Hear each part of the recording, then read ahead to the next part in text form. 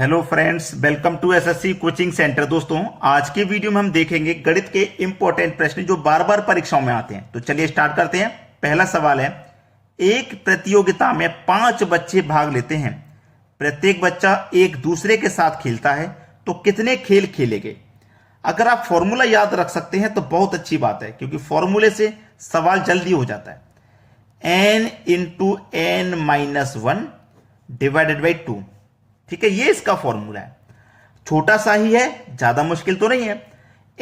n का मतलब 5, तो n का मतलब आपको मालूम है, जब 5 है तो 5 लिखो, इंटू n का मतलब 5, 5 में से माइनस कर दोगे 1 4, तो मैं 5 में से माइनस कर दूंगा 1 तो 4 हो जाएगा, डिवाइड में 2। चलो 5 लिखो, इंटू 5 में से गया 1 तो हो गया 4, डिवाइड में 2।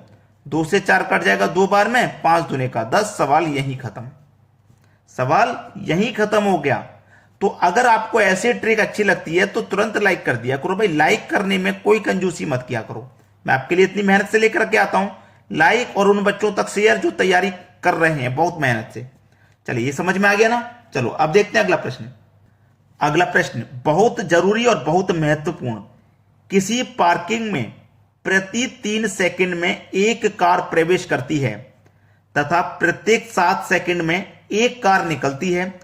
पार्किंग लॉट के भरने की दर प्रति कार कितने सेकंड है? पार्किंग लॉट को भरने की दर पूछा है उसने। करने का सबसे सरल तरीका बताऊंगा, a इंटू बी बटे में a माइनस बी। सवाल यही खत्म है। ये आपका a है और ये आपका b है। ठीक है, चलो a आपका 3, b आपका 7, दोनों का अंतर बटे में। ठीक है, तो 3 और 7 का अंतर 4 आ जाएगा।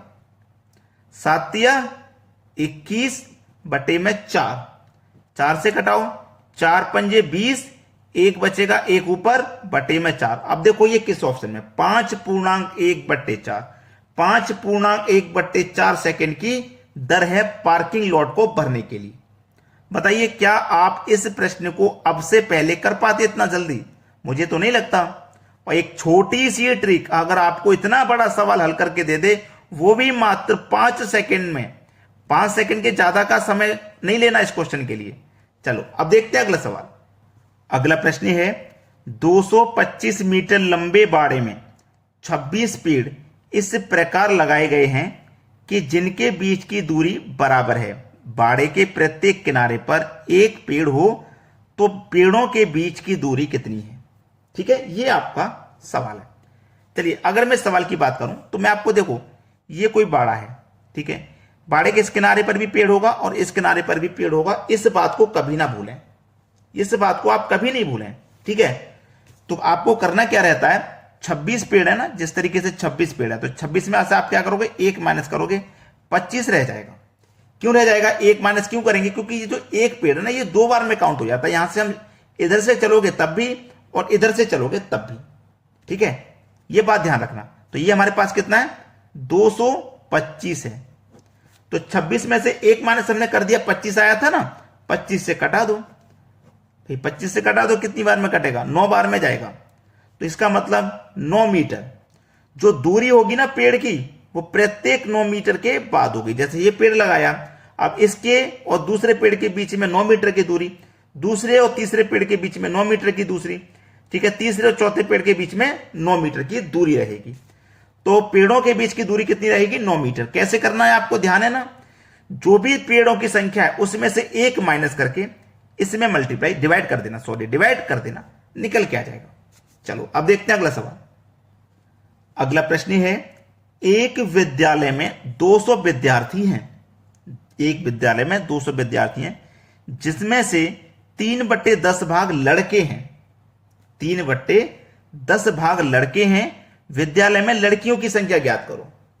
अब देखना, 3/10 भाग लड़के हैं, 3/10 मतलब 10 में से 3 भाग लड़के हैं, तो 7 भाग, 10 में से 7 भाग लड़कियां होंगी।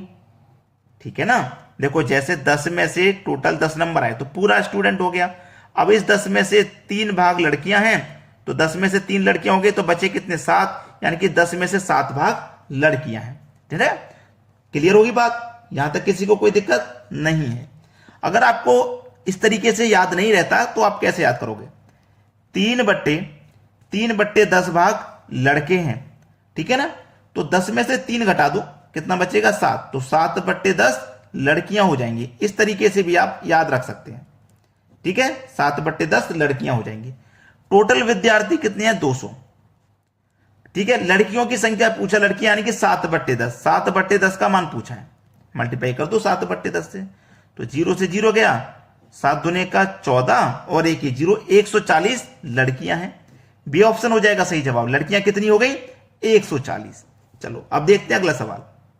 अगला प्रश्न है, किसी व्यक्ति के पास कुछ मुर्गियां और गाय हैं, इनके पैरों की संख्या 140 तथा सिरों की संख्या 48 है, मुर्गियों की कुल संख्या होगी। मुर्गियों की संख्या पूछ रहा है, तो इसके लिए एक फॉर्मूला होता है, 4 बराबर L divided by 2 minus H। मैं आपकी जानकारी के लिए बता दूं, हम ये 4 के बराबर निकाल रहे हैं, तो इसका मतलब यह है कि जो संख्या निकल के आएगी वो 4 पैर वाले जानवर की होगी, ठीक है।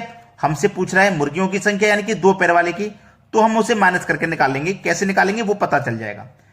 4 बराबर L का मतलब लेग्स, लेग्स मतलब पैरों की संख्या लिखिए 140 डिवाइड में 2 माइनस हेड, हेड मतलब सिरों की संख्या जो कि 48 है, ठीक है। 4 बराबर, देखो 2 से मैं कटा दूंगा 140 को तो 70 बार में कटेगा, माइनस का 48, 2 से 140 70 बार में गया, 70 में से माइनस करेंगे 48 को, तो 4 बराबर कितना हो गया? 70 में से 48 घटा दो 22, यानी कि 4 पैर वाले जानवर कितने हैं? 22, ठीक है।